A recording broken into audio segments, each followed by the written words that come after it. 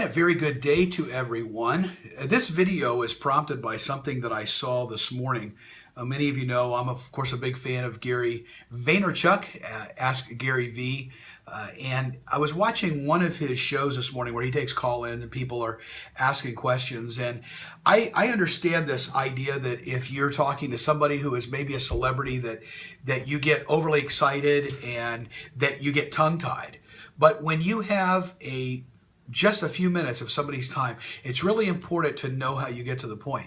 One of the things that I said in a tweet this morning is that if you can't get to the point, you may likely not know it. Let me tell you what I mean by that. Years ago, before the internet, before Twitter, I heard a man by the name of James Humes who wrote a book called The Sir Winston Method. He had done a lot of research on Winston Churchill and the kind of things that Churchill did and Churchill's methods of communication that were cutting edge during his time.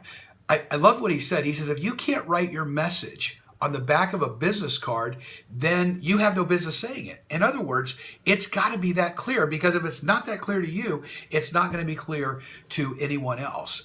And so this kind of prompted this morning when I was watching Gary V to really talk to you for a few moments about how do you get to the point, whether you are trying to do an elevator pitch, whether you are trying to communicate your mission of your organization, whether you're trying to talk about what it is that you do. If you can't put it on the back of a business card, or let's bring it into our century, if you can't write what you're going to say in a 140-word tweet in a headline, then you probably aren't yet clear on it. I was reminded, and I forgot what president it was, one of them was asked, how long does it take for you to prepare a 15-minute speech? And the president said it takes 20 hours. And they said, well, how about a 40-minute speech? Well, about 5 hours. Well, how about an hour-long speech? The president said, I can do that one right now. Why? Because it takes a lot more work to be clear in less time. So you can get that clarity by cutting it down and cutting it down and cutting it down, because if you can say it in a sentence, then you can say it in an hour.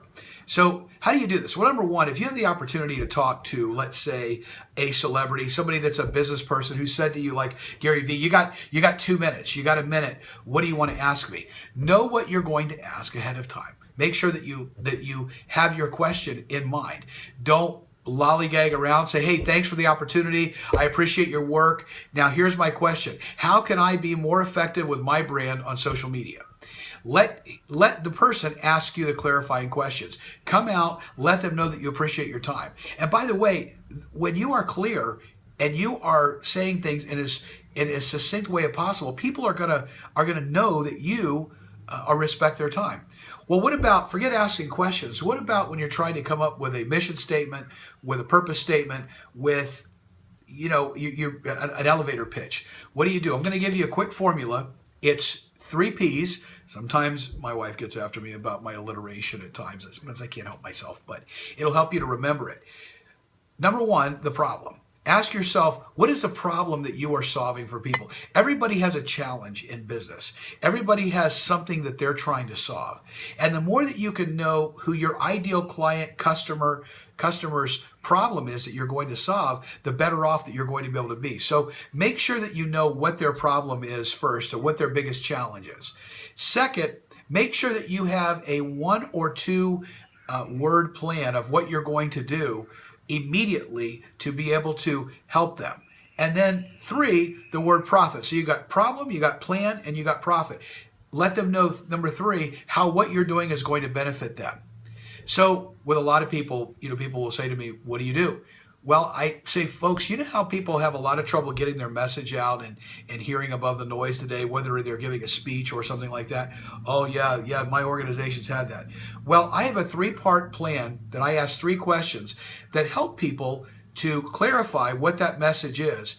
And when they do, they get it out quicker and they get heard above the noise and make more money. Now, that would be maybe what I was saying at a chamber function. But it's pretty simple. I talk about the problem that people have that they can identify with.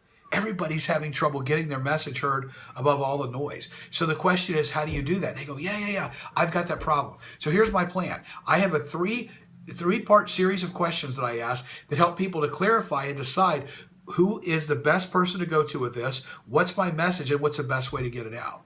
And then finally, once we do that, they're not only able to get their message out, but they're able to get heard above the noise, which means they make more sales, they earn more customers, they get more donors, you name it. So you can take that and do whatever you want with it, but apply it to your business.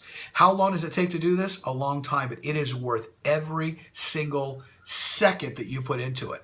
I remember when I was helping one organization to write a mission statement, I wrote hours and hours and hours, dictated, talked it out in the car, talked it out with other people until I was finally able to bring it down and clarify it in such a simple way that everybody went, man, that's really simple. That's right. But now it's clear. Now the organization can all come together around that one thing and rock and roll with it. And so you can communicate to not only just to get your message across, but to transform. See, communication that transforms moves people from one place to the other. It helps them to make a decision. It gets them off of dead center. It helps them to move from point A to point B to point C. And that's honestly, that's what you want to do with your communication, whether you're in sales, whether you're a CEO, whether you're giving a speech, whether you're a pastor, whether you're a parent, it doesn't matter. You want to communicate to transform. If you want to communicate to transform, think about the three P's to get clear: the problem, the plan,